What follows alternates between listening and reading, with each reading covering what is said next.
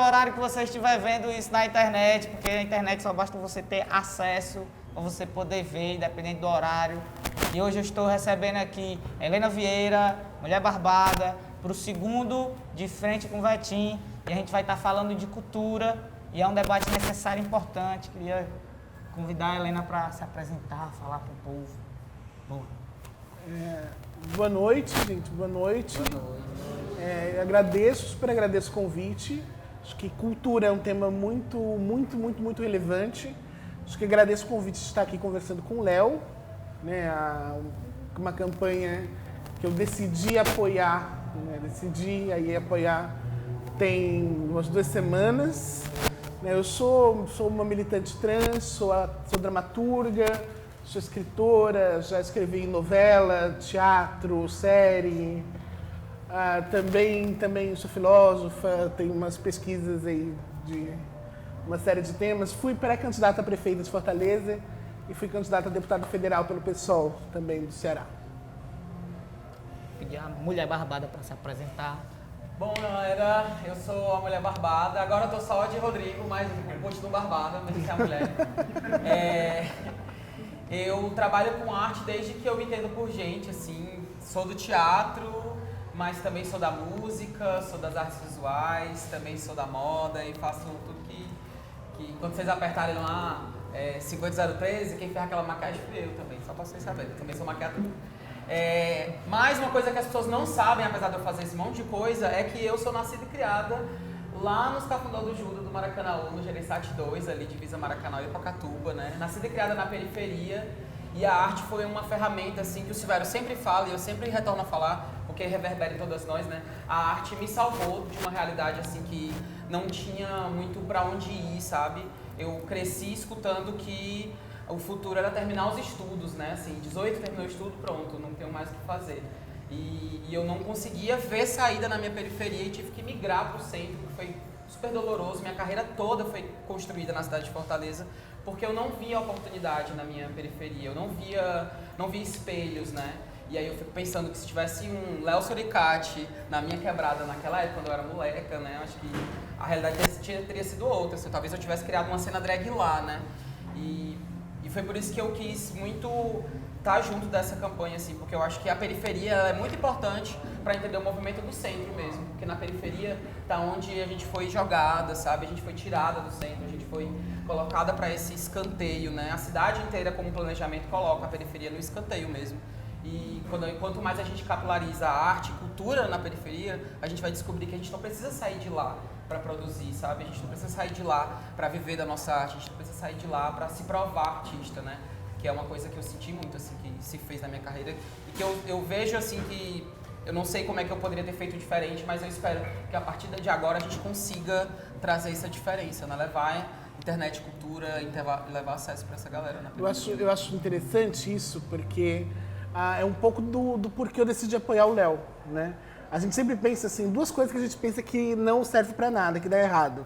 Artista é vagabundo e periférico é vagabundo e bandido, né?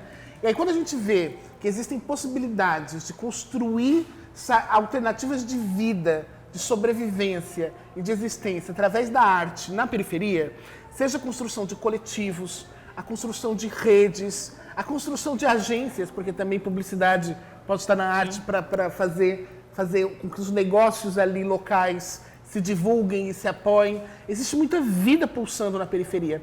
E essa pulsação da vida na periferia não chega na Assembleia Legislativa do Estado, ela não chega nos centros. E quando chega no centro, ela se higieniza. Ela deixa de ser periferia e vira centro. Ela deixa de ser Bom Jardim e vira Meireles, sabe? E o Léo não tem isso. A ideia é assim, olha, é um comunicador, é artista, é humorista, é da periferia e está construindo formas de participar da vida pública, da vida política e artística sem precisar se higienizar, sem precisar abandonar quem é. Isso é muito rico e muito raro. Acho que oferece um horizonte para as pessoas. Lembro quando eu mandei uma mensagem para o Léo dizendo que eu ia apoiar a campanha dele, eu falei, olha, eu vou te apoiar por alguns motivos. O primeiro deles é porque eu quero muito ver você entrando na Assembleia. Eu trabalhei na Assembleia, fui assessora do Renato Rosendo, trabalhei um tempo lá, e é um lugar assim que... É um lugar que não se imagina uma pessoa da periferia entrando. Né? Não se imagina uma pessoa da periferia entrando. Em segundo lugar, porque ele encarna, quando a gente pensa assim, o Ceará é um estado racista? É, um estado transfóbico? É. Mas quando a gente pensa no corpo que mais encarna a perseguição no estado do Ceará, a perseguição pela polícia, a perseguição pelas instituições do estado, a gente olha para esse corpo e é esse o corpo mais perseguido no estado. Sabe? Eu até brinco assim, que nessa eleição cada um tem que olhar para o próprio candidato e perguntar assim, se você encontrar o Léo à noite na rua, seu candidato atravessa a rua achando que vai ser assaltado? Se ele disser que atravessa, não vote nele. Porque essa é a realidade, são os estigmas e os preconceitos que recaem sobre esse corpo, que quando o Léo se candidata, segue falando de cultura, de gestão da cultura, falando de geração de renda através da cultura, o que ele faz é justamente dizer, olha, esse corpo faz política. Ele não é político só porque existe. Ele faz política porque tem projeto para a cidade, para o estado, para a periferia e para os outros. Tem projeto, tem qualidade. Isso é muito importante.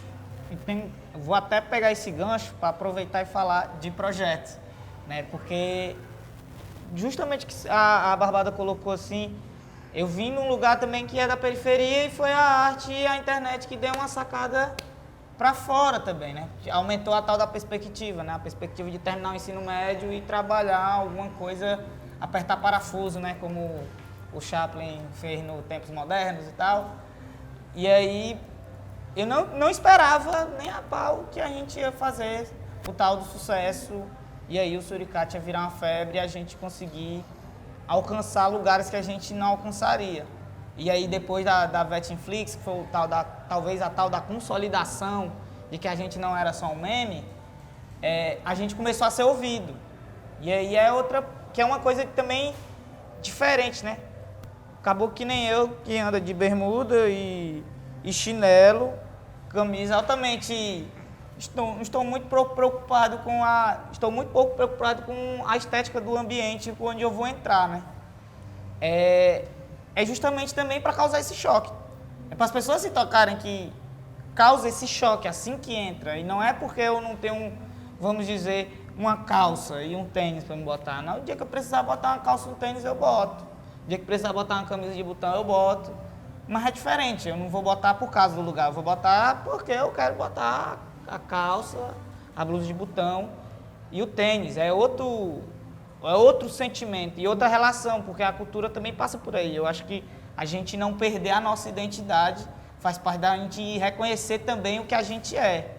E aí ter esse cuidado, e eu acho que a luta que a gente faz e fez é reivindicar isso. O tal dos territórios culturais é justamente de vez sacar o artista do bairro para fora do bairro dele, para ele acessar a arte, é ele fazer lá.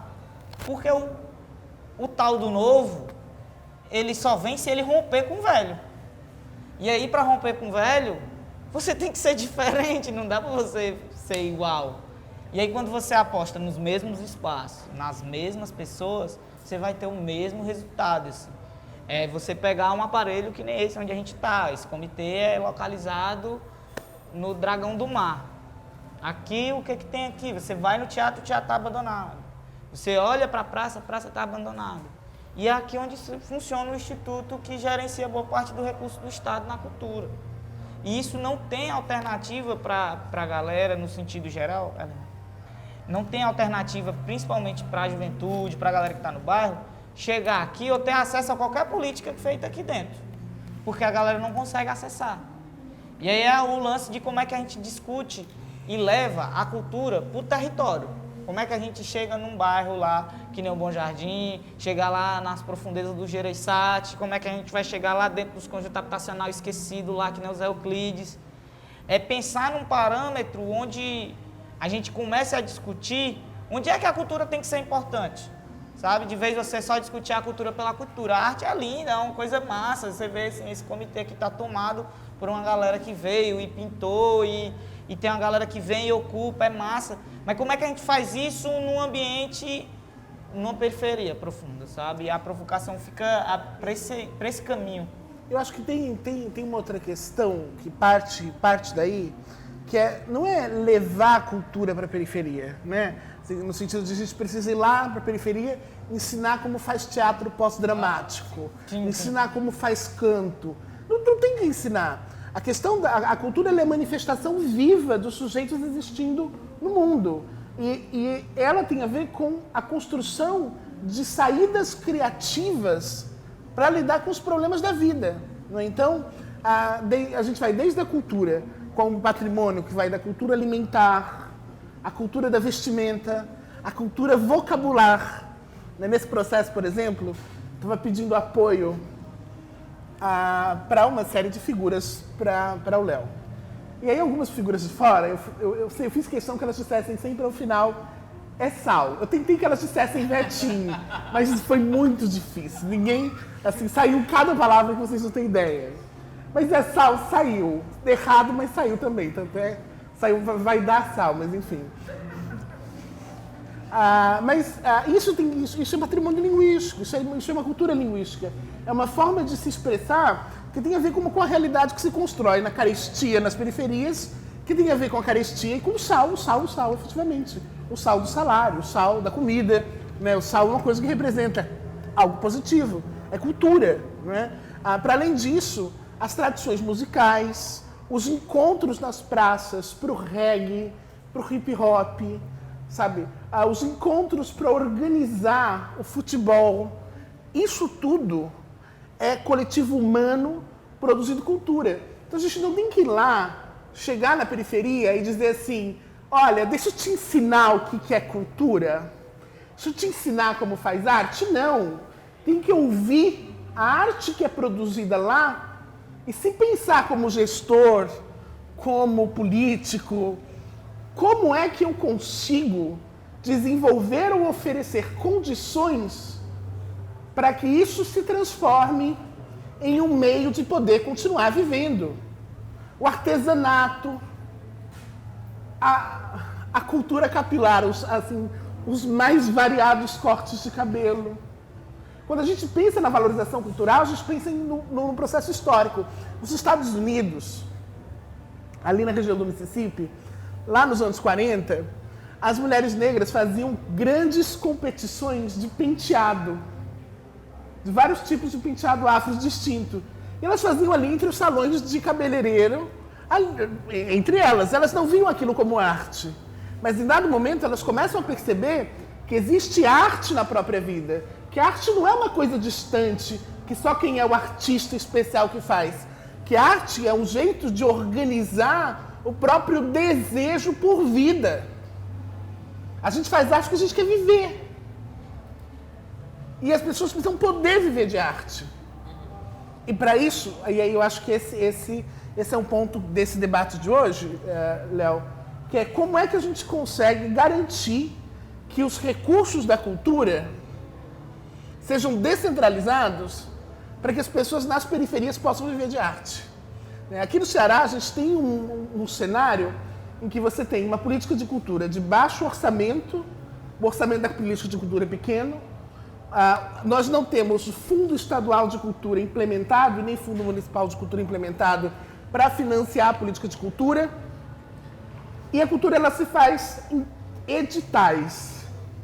Edital, em tese, é meritocrático. Tem uma comissão que vai avaliar, só que aí a gente começa, essa comissão é quem? Geralmente é gente branca, conservadora. Teve alguma mudança, mas não é só porque uma pessoa deixou de ser branca, ou ela deixou de ser homem e virou uma mulher, que ela deixou de ser conservadora, né? Porque a gente tem conservadores em todos os estratos da sociedade. E existe quase como um grande negócio dos editais. Porque edital é saber fazer. É saber como você apresenta o projeto, como você organiza o cronograma, como você organiza... Eu sei fazer isso, mas eu aprendi onde? Eu aprendi lá na Faculdade de Gestão Pública na USP, que foi onde eu estudei. Eu faço o projeto e eu sei que vai passar. Só que, e os coletivos de periferia? Que têm boas ideias, tempo para realizar o trabalho, mas não consegue acessar o recurso porque não tem acesso ao traquejo, ao jeito de fazer. A gente precisa construir uma política de que cada edital tenha antes processos formativos nas periferias, com os coletivos periféricos, para eles aprenderem a acessar a linguagem daquele edital para poder disputar aquele dinheiro. Eu acho que esse é o desafio. Né? E aí precisa pensar muitas linguagens. Acho que a Mulher Barbada, e aí eu vou até perguntar um pouco sobre isso, também sou muito próxima do Silvério. O Silvério, ele foi um dos primeiros a trazer a ideia de que a drag queen é arte. Não é? Porque por muito tempo, o trabalho da drag não era considerado como um trabalho artístico, não era financiado, ele era um trabalho de boate LGBT. Não é? Quanta coisa na periferia não é tida como arte? Por exemplo, slam, reggae, batalhas múltiplas, vogue, que não são consideradas como arte, que não são nem vistas como linguagem artística nos editais e que, portanto, não podem nem concorrer. Algumas formas de palhaçaria. O forró de favela. O forró. A gente tem, então, como é que a gente vai... musical também, né? Existe musical periférica, e que é consumida pelo centro o tempo todo. Que isso é uma coisa, assim, que sempre me pega, assim. Porque essa falta de acesso dentro da periferia faz com que a arte que é produzida lá seja vista por quem tem essa instrumentalização, essa galera do centro, essa galera branca, eurocentrada, heterossexual, que se aproveita dessas linguagens que são criadas na periferia, mas que tem a instrumentalização para chegar na linguagem deles, chegar no preenchimento de cadastro deles e usar as artes que são feitas lá. Quantas vezes a gente não vê projetos de Vogue que não vão à frente, mas a gente vê pessoas da dança contemporânea que têm esse acesso, que utilizam o Vogue como linguagem central do trabalho, mas que não se referenciam ao Vogue, que não chamam a mother ou o founder de uma house para trazer para dentro do trabalho, para redistribuir renda também, né? Tirei o trabalho de você, mas não devolvi nada. E outra coisa, se a pessoa não passa no edital, Fortaleza ela não tem retorno. Ninguém vai dizer para ela assim, olha, seu projeto é bom, mas ele não passou porque você esqueceu de pôr 2 documentos. Ninguém vai dizer isso para ela. Seu projeto é bom, mas você escreveu aqui, ó, essa descrição, se ela fosse desse jeito, você tinha conseguido os seus 10 mil reais. Eu estou pensando no 10 mil, né? Porque o de 100 mil, aí isso, a história já é um pouco outra. Não é? Mas a gente tem essa, tem uma burocratização e uma segmentação que transforma a política de cultura e a política de editais em uma política extremamente elitizada. A gente tem os grandes... Assim, você vai ver quem faz filme com mais de 400 mil reais no Ceará. Tem 3 famílias, você descobre pelo sobrenome. Você descobre pelo sobrenome. Não é? E aí lá é o meu pai, é o irmão, é a irmã, é a família inteira. E o filme às vezes é ruim. Eu fui assistir esses tempos no Festival do Tiradentes e falei, vale que tipo filme ruim. Mas foi um filme que custou, caro. Não é? Acontece. Por quê? Porque as outras pessoas não sabem como fazer. E a gente precisa urgente, Léo. E acho que é um compromisso que tem que assumir como o nosso futuro deputado. Sabe? Em primeiro lugar, lutar por um modelo de descentralização orçamentária da cultura. Sim. Não tem como as secretarias cuidarem de todo o recurso. Lutar pela implementação dos fundos de cultura.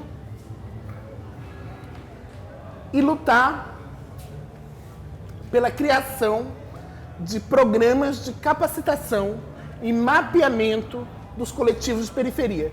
Não dá para fazer política pública sem mapeamento. Se você não sabe quantos coletivos tem, você não faz política pública. Política pública precisa de 2 coisas: dinheiro e informação. Se tem dinheiro e informação, só faz política. Só que nós não sabemos quantos coletivos tem. Nós não sabemos o que as pessoas estão fazendo no Bom Jardim, o que elas estão fazendo no Maracanaú. A gente não sabe. O que elas estão fazendo lá no Polo Trans. Sabe? Como é que elas estão ocupando os espaços públicos? E aí, eu acho que essa é uma outra coisa, a gente precisa de espaços, equipamentos de cultura na periferia. E aí não adianta dizer assim, mas não tem público. Primeiro constrói o teatro com 800 lugares na periferia, depois o público começa a frequentar. Precisa construir um processo de formação de público para as pessoas poderem participar. Não adianta esperar o contrário. Não, é uma luta constante. Quando a gente debate, a gente começou a discutir a tal da zona franca de cultura tal, e tecnologia nos Euclides. Quando a gente começa a discutir isso, e o fomento, as coisas que a gente fez nos últimos anos lá, é também um processo de formação. Você pega, hoje tem uns pivetes lá com 12 anos, segurando câmera, tirando foto. É lógico que a gente tem que ensinar a galera a fazer um edital. Por isso que quando arrombaram a porta da gente lá, a tal da história da porta arrombada, que a gente falei pro Camilo, naquele dia lá com o Lula e tal, arrombaram a minha porta, a gente pediu 5 cursos lá. A gente foi lá, eu e o tio, a gente foi reunir com a Socorro França, que na época era a secretária da SPS, para pedir 5 cursos, e a gente foi fazer 5 cursos e fez o tal do laboratório de Vetim lá, do Vetim Lab, que a ideia era um curso de edição, um curso de câmera, um curso de produtor cultural, produtor musical e produtor de vídeo de baixo custo. Então, assim, era justamente mirar num lugar onde se tem uma deficiência e onde você tem um mercado que funciona. Para além de você pensar em formar um influenciador digital e você formar um artista, uma pessoa que vai cantar ou uma pessoa que vai atuar, é você pensar que, para além disso, tem um mercado que funciona. Você olha aqui para trás, a gente está aqui, tem uma iluminação montada, tem uma pessoa que montou a iluminação. Você tem uma pessoa ali que está ali no corte, fazendo o corte da câmera. Tem uma pessoa controlando a câmera. Tem uma pessoa ali fora só prestando atenção no ambiente e vendo o que está rolando. Se tá, o clima, como é que está o clima, como é que está ficando, fazendo a direção do todo. Você pensar que fora isso tem nós aqui. Se a gente tivesse contratado fazendo um programa, sei lá, de podcast, de outra coisa de streaming, a gente já era mais 3 e a gente pensar que tem toda uma cadeia funcionando e podia ainda ter outra cadeia funcionando aqui, que era a gente vendendo água, a gente vendendo não sei o quê. Que é um mercado da cultura, ele é muito maior do que você olhar só o artista. A arte é importante, a arte é fundamental, até para o edital. Se você pensar em desburocratizar o edital, a galera vai poder comprar, por exemplo, as coisas no próprio bairro. De vez em sair, ter que comprar com um fornecedor tal, que atende a burocracia X. Que isso também segmenta o mercado a um ponto onde você vai criando uma elite em cada coisa. Por exemplo, tem uma galera que só aluga palco, tem uma galera que só aluga não sei o quê, tem uma galera que vira um entorno inteiro que a gente precisa quebrar. E aí como é que quebra? Vai ser só chegando e dizer, não, vamos fazer mais empresas. É o processo formativo. Por isso que a gente acredita na tal da zona... Criar uma economia de cultura. Criar em cima o tal ecossistema, né, ali, que gira em torno da formação, que gira em torno do trabalho, que gira em torno da produção. E aí a gente possa ligar isso e ser um circuito inteiro. Porque esse é o problema, principalmente, da cultura na política pública do Ceará. A gente tem um caminho onde, por mais que você jogue informação e grana, o sistema de funcionamento gira em torno das mesmas pessoas e dos mesmos grupos.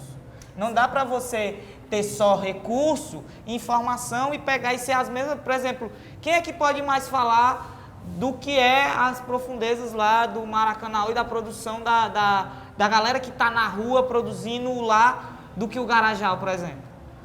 Tem, sei lá, 20 anos lá fazendo o negócio? Aí vem alguém para filmar o Garajal e falar o que o Garajal faz. Não é o Garajal, por exemplo, que faz o próprio filme. E aí, quando você rompe com a própria história, quem conta é aquela história. Quem conta a narrativa da história é que diz o que vai ser o filme, na verdade. Qual história vai ser contada? Qual vai ser a história que vai ser contada? Não parte da história para vamos pegar assim, né? Não parte da história para a arte. Parte de quem vai fazer a arte para a história. Eu acho que tem que entender também, assim, que, por exemplo, num filme, num clipe de música, numa série, a arte da dramaturgia, do roteiro, ela é só uma parte da arte, né? Essa outra cadeia produtiva toda que vai dar luz até... Eu lembro, eu fiz um clipe, que eu sou uma pessoa que eu aceito tudo que me oferecem. Eu digo assim, eu sou dessas mulheres que só dizem sim. Então, eu fiz um clipe do Padre Fábio de Mello. Aí, ele mandou a música, eu fiz o roteiro e fui fazer a direção de arte. Chegou lá e falei, gente, é 4 da manhã no clipe. Falei, não é. Eu falei, eu imaginei 4 da manhã, é 4 da manhã. E aí, como vai a gente fazer esse 4 da manhã? Aí os caras da luz foram se enlouquecer para descobrir como aquela cozinha a pessoa ia olhar para aquela cozinha e ver que aquela cozinha estava 4 da manhã. Só que quem eram esses caras? Eles eram todos brancos, eles eram todos de família que trabalhava com cinema e eles tinham equipamentos que eu já tinha trabalhado, que eu trabalhei com Netflix, trabalhei com a HBO, eu não conhecia. Teve um menino que ele estava lá que ele era o foquista. Eu falei, o que você faz? Aí ele falou, ele tem um equipamento que ele faz o foco, que alguém está vendo esse foco de longe. E ele só faz o foco. Eu falei, gente, mas precisa? Por quê? Eu falei, a gente está tão acostumado com a precariedade que a gente vai fazendo a gente descobre outros jeitos de fazer as coisas, né? Porque esses espaços são ocupados por uma corporalidade. São ocupados geralmente por homens brancos, oriundos da classe média alta. Não são mulheres, não são pessoas LGBTs, não são pessoas negras, não são pessoas da periferia.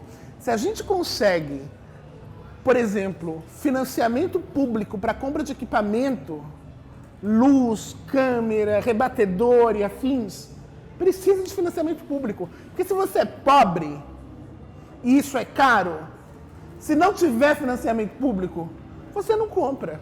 Ser com câmera?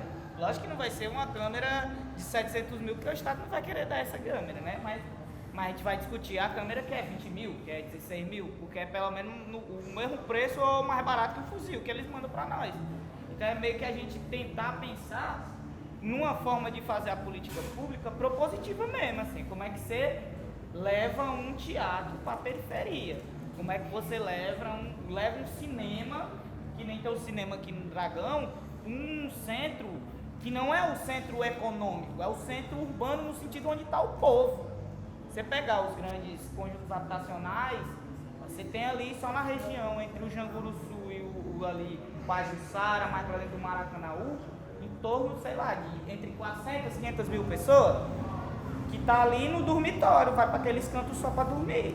E aí não tem acesso a nenhum tipo de transporte público de qualidade, posto de saúde, educação, que dirá cultura. Acesso à cultura é a cultura do bairro.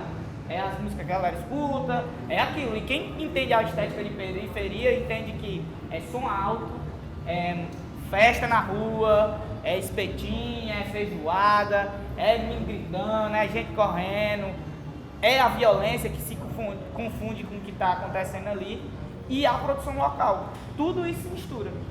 Porque tem a ver com a relação com o território. A cultura e a arte também em relação ao território.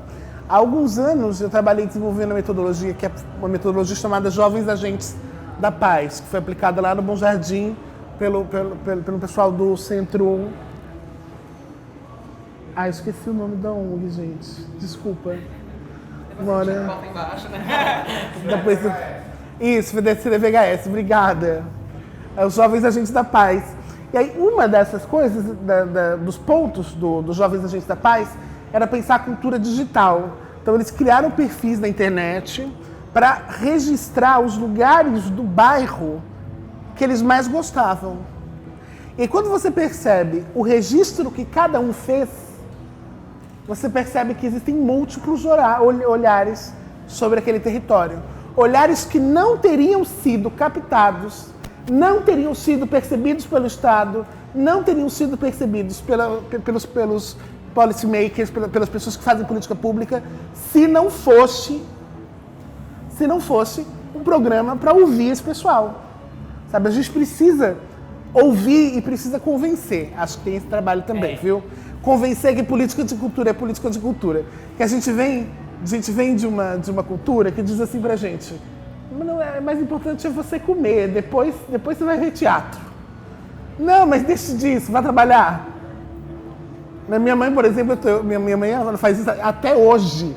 Eu vim pro Festival de Guaramiranga, eu vou apresentar no Festival de Guaramiranga uma peça nova e uma peça aqui no Cine São Luís. Aí ela me ligou e falou assim: quando é que você volta a trabalhar? Porque para ela eu vim para Fortaleza para não trabalhar. Só que eu trabalho fazendo isso, né? Porque é a ideia de que não é trabalho, não gera renda, não é importante. As pessoas não veem cultura como importante. Só que cultura, sobretudo quando desenvolvida na comunidade, tem a ver com saúde, tem a ver com saúde mental, tem a ver com a construção de relações mais pacíficas em territórios de conflito, tem a ver com geração de renda, tem a ver com combate à pobreza. A gente precisa convencer também a sociedade disso. Sabe? E aí, por isso, também eu gosto que a gente esteja aqui em muitos, porque a gente também sai um pouco com essa ideia, né? Nós temos que convencer as pessoas disso também. Nós temos que dizer para elas, olha, tem aqui um candidato que está dizendo isso para a gente. E ele não está dizendo assim como quem imagina que pode ser. Ele está dizendo como quem fez cultura, arte, humor, internet na periferia e mostrou que dá certo. Se é exemplo, não falta, tem uma aqui.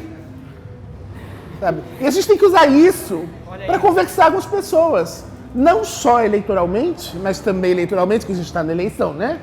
Não só eleitoralmente, mas também, mas para dizer, olha, a gente pode ter outro modelo de política de cultura. E que com outro modelo de política de cultura, a vida das pessoas pode ser transformada. Você não precisa sonhar em ser caixa do supermercado, você pode sonhar em fazer teu filme. É preciso dizer isso para as pessoas. É preciso entender isso. Porque a internet, o celular, etc., oferece a possibilidade de transformar a vida através da cultura. E você pegar em termos grosseiros, assim, né? Que a galera gosta de... Quando diz assim, cultura não gera renda. O mercado da cultura gera mais... movimenta mais o PIB do que o mercado da construção civil. 71 bilhões que se movimenta por ano no Brasil. Então não dá para você tratar cultura mais como só diversão e entretenimento. Porque aí você nega principalmente o direito do artista de cobrar o cachê, e aí você bota ele num sistema onde é falido, a ponto do cachê ser sempre R$1.000, ser pago com 60 dias, e uma burocracia de não sei quantas coisas que dificulta às vezes você receber um dinheiro que já era para ter sido pago e que às vezes você não recebe mesmo depois de ter feito lá o trabalho. E isso é uma coisa que precisa ser quebrada. Não, aqui no Ceará, se eu faço um trabalho aqui, eu esqueço. É Natal. Porque eu sei que um dia assim, eu vou estar precisando e vai cair do céu e falar, lembra aquele trabalho que você fez 8 meses atrás? Decidiram te pagar. E o pior não é a falta de recurso, o pior é quando vem o artista de fora, que a galera gosta de botar Só sobe assim, no palco com o recebendo. artista de fora só sobe no palco se ele receber o cachê, e ele sobe no palco recebendo o cachê dele. E a máquina simplesmente funciona. Não, Simplesmente o dinheiro consegue gente, chegar no dia aqui certo. é muito né? burocratizado. Me chamaram esses tempos para dar aula num lugar aqui.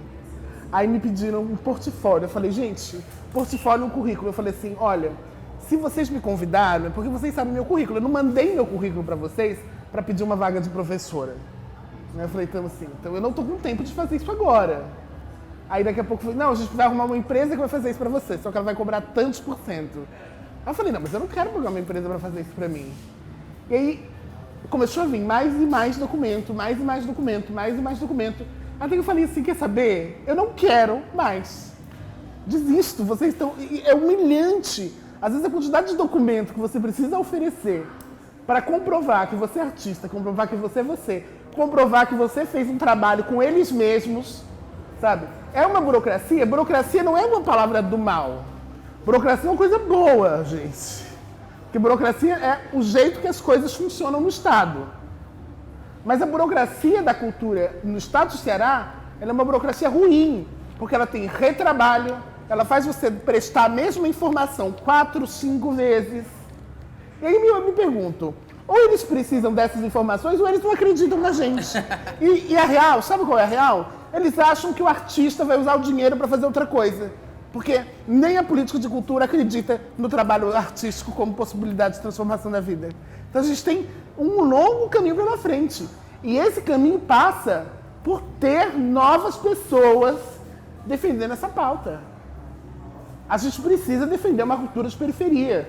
Porque a gente precisa que o dinheiro da cultura sirva para transformar a vida das pessoas.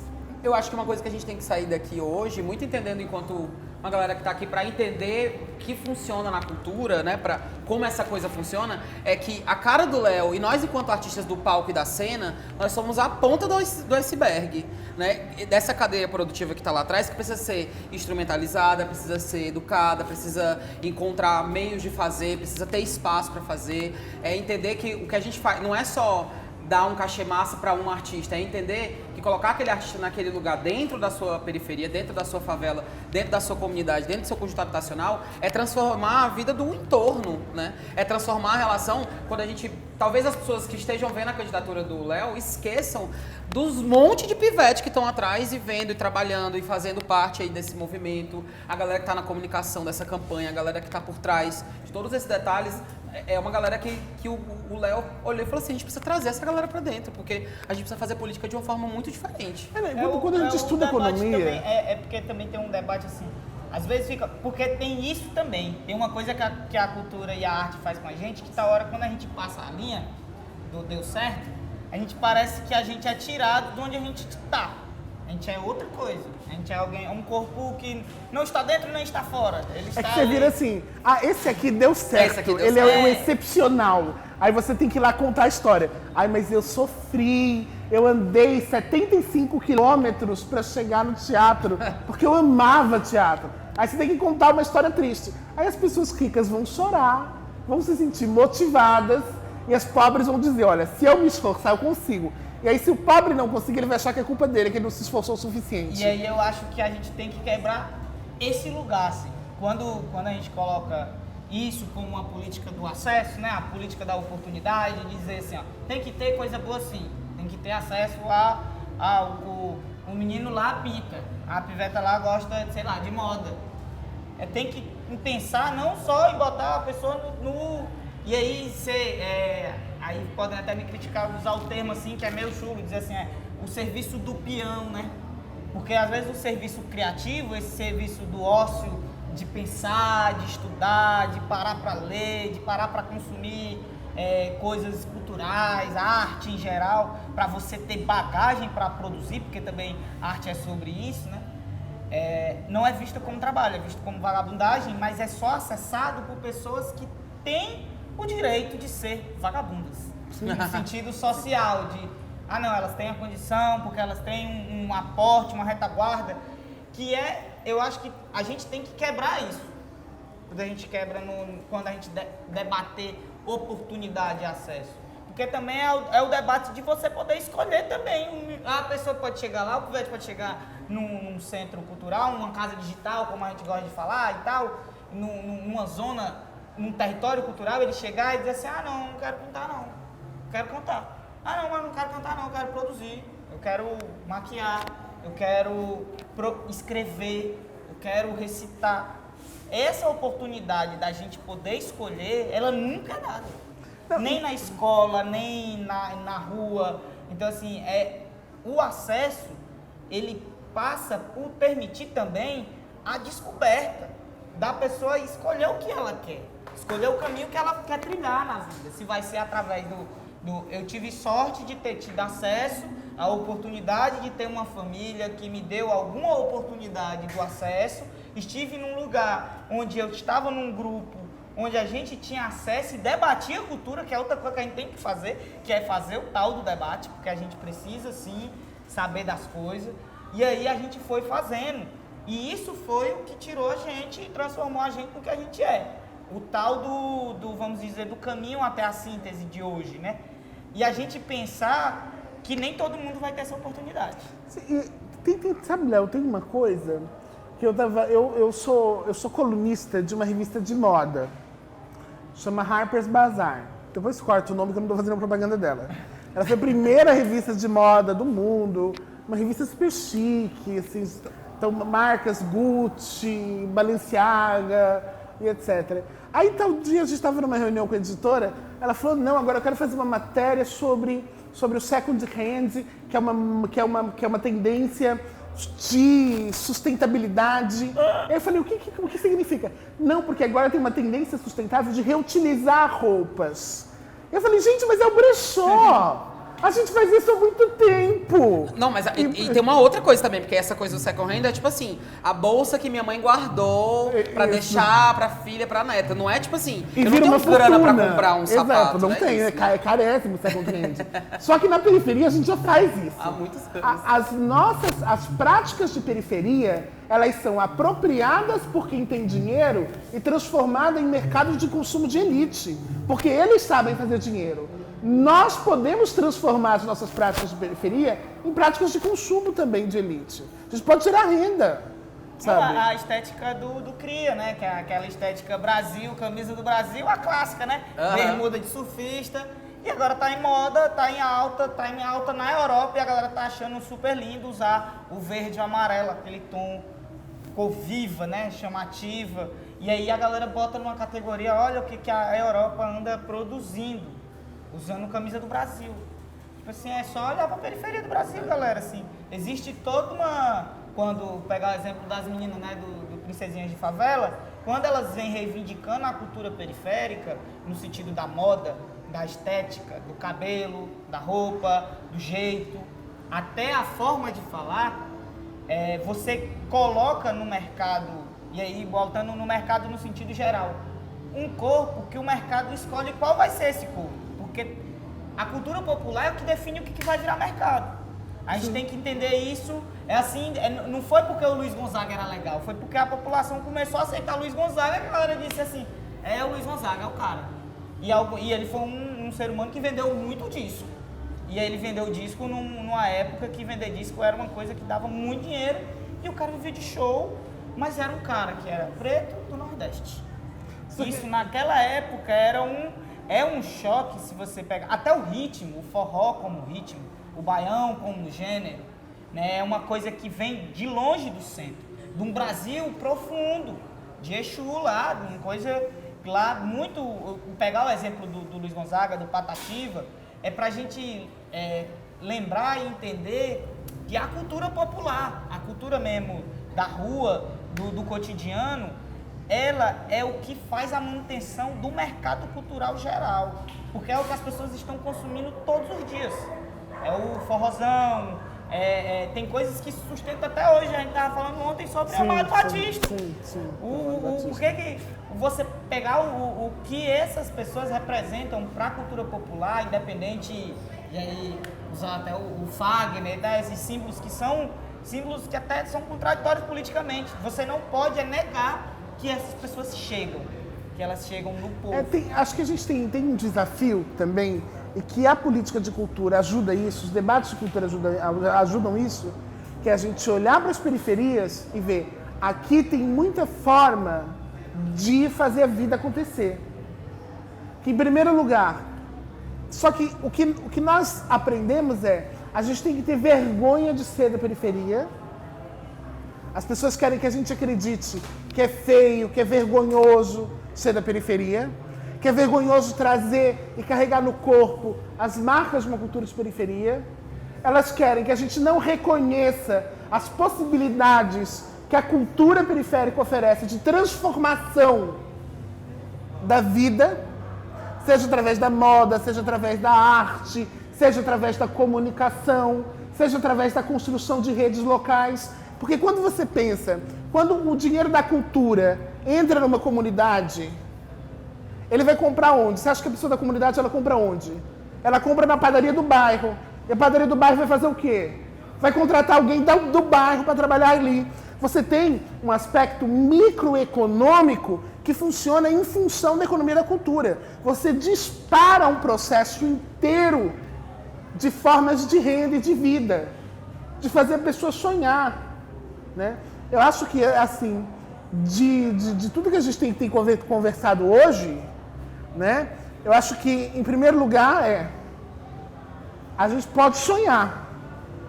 Né? Eu, nesse momento, estou sonhando com o Léo na Assembleia. Estou sonhando com o Léo na Assembleia. E isso é algo que nós temos que fazer acontecer.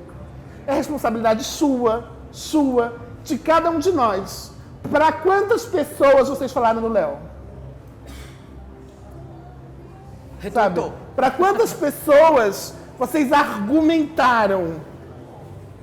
sobre o Léo?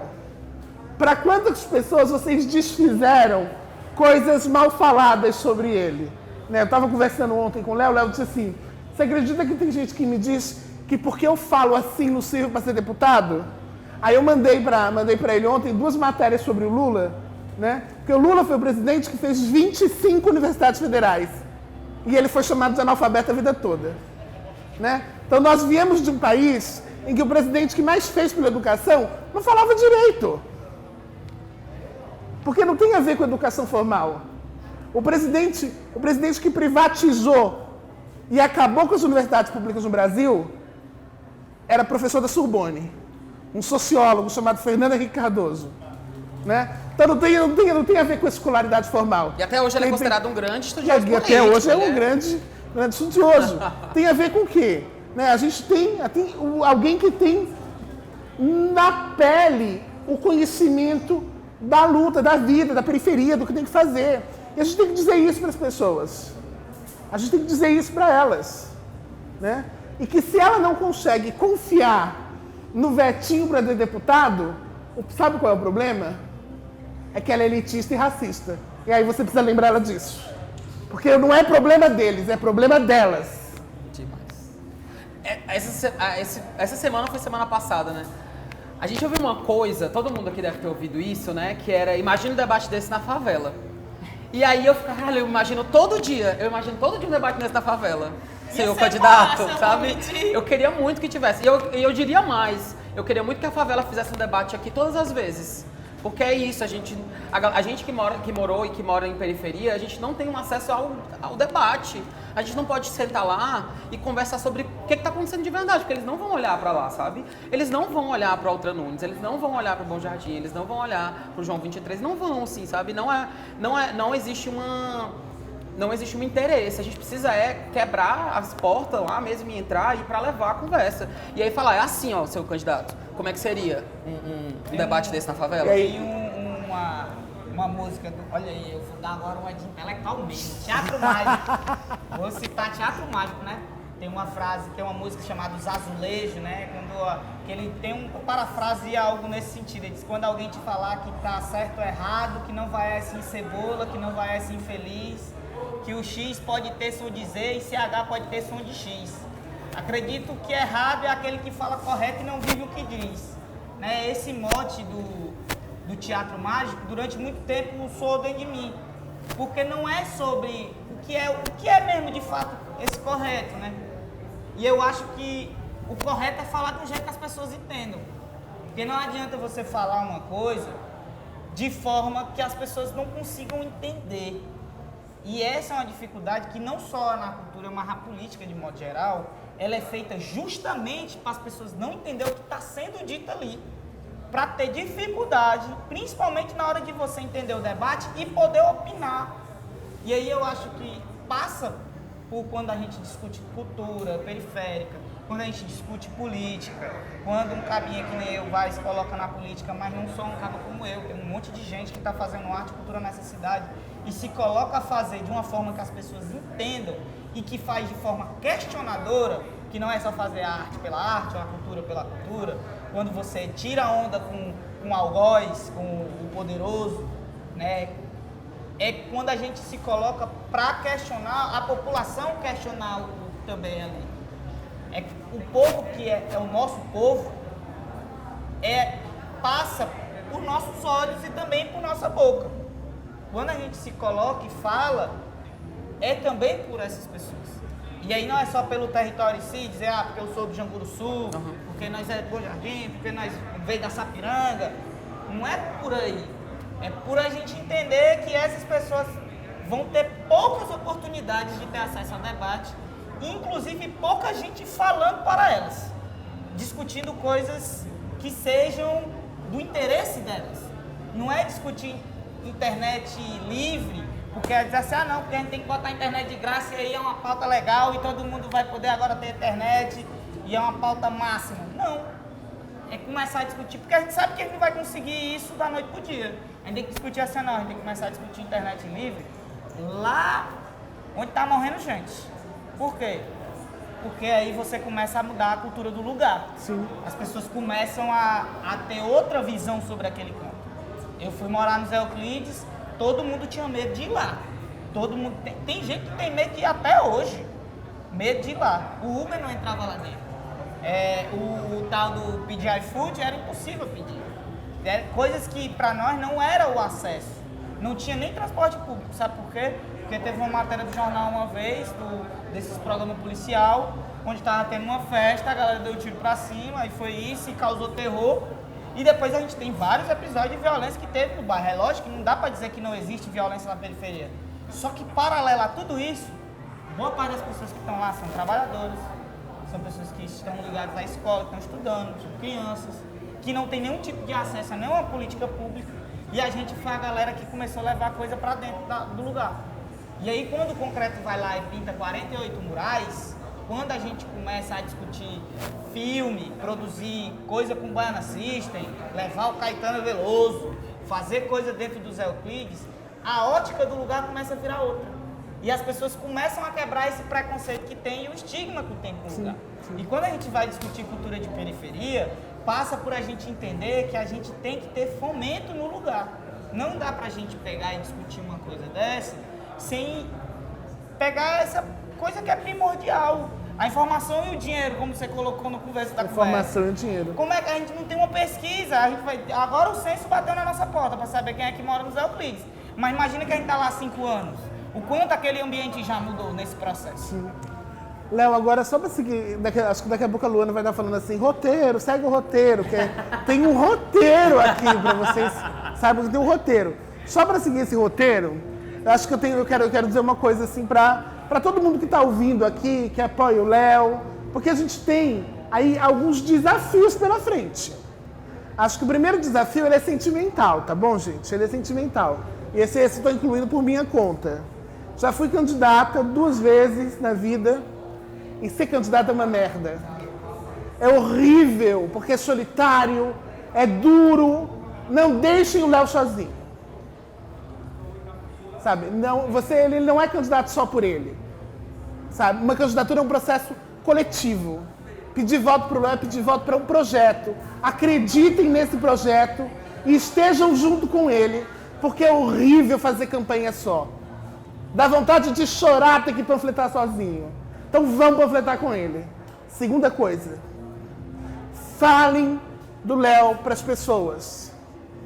Falem do Léo para as pessoas. Para as que tem e para as que não tem candidato.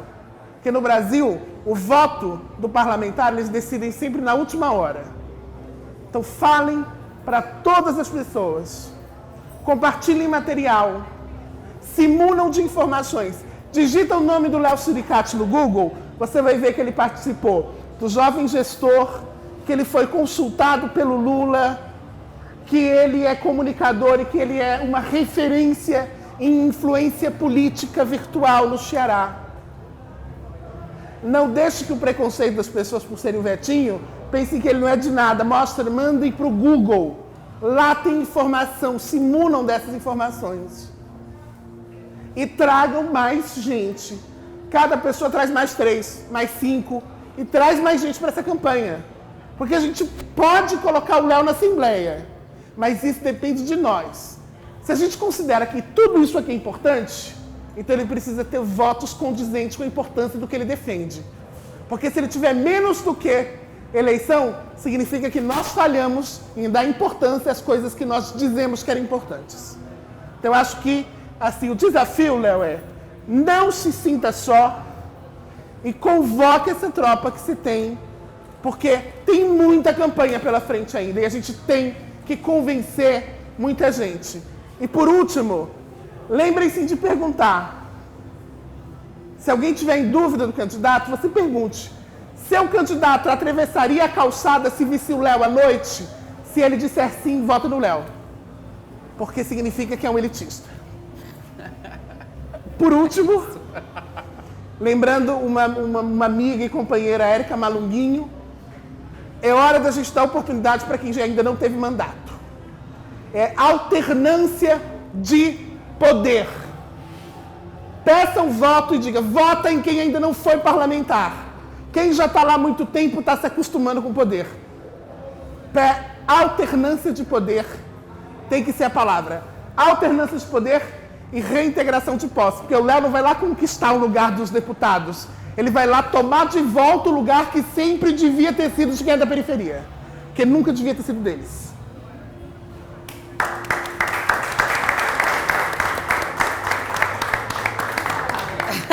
Agora a gente tem que falar, né? Meu Deus. Uma coisa que sempre me vem na cabeça quando eu penso na candidatura do Léo é que eu acho que a gente está lutando por uma coisa que não é do interesse deles. Não é do interesse deles que a cozinheira vire estilista. Não é interesse deles que o pedreiro vire artista visual. Não é do interesse de quem está no poder que as pessoas que estão lá pela subserviência, que a pessoa que está limpando o shopping, que a pessoa que está lá oferecendo as coisas no McDonald's, sonha em ser artista, em estar na televisão, em fazer música, em produzir uma luz, em produzir uma câmera, em fazer uma coisa assim por detrás. Não só para produzir sonhos, mas produzir também conhecimento, né? Para produzir uma cultura que fale de si. Eles não querem que a gente fale de nós. Eles não querem que o nosso corpo esteja lá. Toda vez que um corpo dos nossos chega lá, toda vez que o Silvério Pereira chega lá, toda vez que uma pessoa da gente, daqui da periferia, das periferias de Fortaleza, chega mais para fora da periferia, o Matheus mesmo, os meninos da outra galera chegam lá, sempre vai ter muitos deles querendo que a gente volte. E a gente não pode deixar com que isso aconteça. A gente precisa manter o nosso sonho de fazer arte, mas também de fazer mudança vivo. E aí eu acredito muito que levar uma pessoa como o Léo seja a resposta. É a resposta, não tem outra. Assim, eu fico feliz, agradecido pelo apoio, de verdade, assim, esse debate é o que mais eu gosto de fazer, inclusive. O debate da cultura periférica, das transformações que isso pode acontecer na vida das pessoas, é o que me deixa mais feliz mesmo. Eu gosto de fazer isso no meu cotidiano, eu gosto de produzir, inclusive, as coisas, conhecer aquela maluca ali, fazendo maluquice. Porque a gente quer quebrar, inclusive, o modo tradicional de fazer. A gente quer que um pivete que nem o Léo aqui, que é preto, que tem tatuagem, que tem um corte de cabelo assim, que anda na periferia, que mora na periferia, possa sim dirigir um filme que nós pivetes fizeram o clipe deles com o Russo. Oportunidades que vai mudar a vida da gente no sentido de sonhar mesmo. Sonhar que a gente pode levar a vida do jeito que a gente espera. E eu acho que essa campanha também é sobre isso, é sobre acreditar que a gente pode sim sonhar. Por que não sonhar? Já tiraram a gente tudo, né? Tiraram tudo que podiam tirar da gente, tiraram. A alegria, estão tentando tirar o tempo inteiro, a felicidade, a vida é uma dificuldade constante. E a gente pensar que a gente pode chegar num lugar desse e propor uma coisa diferente. Propor um mundo diferente, porque infelizmente as decisões na sociedade onde a gente vive passa pela política institucional, passa por quem você vota para prefeito, passa por quem você vota para governador, passa por quem você vota para presidente e passa por quem você vota no parlamento, porque a gente às vezes lembra de prefeito, governador, lembra do presidente e a gente não lembra que tem um deputado federal, que tem um deputado estadual, que existe senador. E a gente tem que pensar de forma inteligente, vamos dizer assim, que a gente tem que escolher quem representa a gente. E aí não é representar apenas porque o cara é bacana, porque o cara é legal. É por causa do projeto, e a gente tem que estar atento ao projeto. Veja o que as pessoas estão falando. Não se preocupe só, o meme é interessante, o vídeo é legal, a pessoa se veste bem. Mas a gente tem que se preocupar com o discurso também. A gente tem que olhar para o que essas pessoas estão falando. E aí, quando a gente se coloca para ocupar a política, é pensar assim, não esperem menos de mim. Porque eu já disse isso em alguns lugares, vou continuar dizendo, eu sou pedra. Eu não vim para ser vidro, eu vim para ser pedra. Enquanto tiver, porque eu questione, seja questionador, serei. Então a gente vai batalhar, por exemplo, o Elmano ser governador, mas ele sendo eleito, nós vai bater na porta dele, não para pedir um favor, a gente vai bater lá para cobrar o projeto de governo que ele prometeu. Não dá para a gente esperar uma benevolência. A questão agora é justamente ser transgressor. Está na hora da gente ser pedra, da gente voar nas vidraças e cobrar o nosso direito, sim, de ocupar esses lugares. E aí, para as pessoas, no dia da eleição, eu sei que não dá para digitar o número, o nome, é o número no dia da eleição. Então, vote em mim. É 50013, assim. Você tem que votar para que esse projeto ele consiga ocupar a Assembleia e a sociedade, porque não é só achar que vai ser eleger que tá tudo ganho. É eleger e depois cobrar desses caras. Cobre do Léo, mas não cobre só do Léo, cobre da Assembleia Legislativa. A gente vai bater lá na porta deles para cobrar que o projeto que a gente defenda seja pautado e executado. Não adianta a gente só ficar falando, a gente tem que cobrar também. É sobre se mexer. E aí essa eleição e votar no Léo não é só votar no sentido de votei e tá tudo bem. Eu quero que a galera que vote em mim esteja comigo no dia 1º de janeiro pra gente cobrar lá, já pra galera sentir o peso que a gente vai estar entrando na Assembleia. Pra galera ver outros corpos, inclusive dentro da Assembleia Legislativa. E antes disso tem que votar, mas tem que pedir voto também. Também. Peça voto. se você já tá certo que vota nele, você não precisa mais se convencer, vai convencer alguém. Vote no seu véi, 50013. E é isso, eu quero agradecer vocês. Boa noite a todo mundo que tá aqui. Agora a gente vai com uma cervejinha. Pode cortar aí, diretora? Essa parte? Suco. Essa... Voltando pro final, e aí eu queria pedir seu like, seu compartilhamento. Se você tá vendo esse vídeo aí em qualquer lugar, ou qualquer buraco na internet, divulgue, compartilhe com as pessoas, faça o que a Helena disse. Ajude seu velho, não só vote nele, fale para as pessoas que você tem que votar em mim. Não só você, os outros também. Ficou confuso, não ficou? É isso, não só vote. É nossa campanha, é dele, de vocês e de todo mundo. É nós. Fique junto. Bora nós. Bota pra gerar.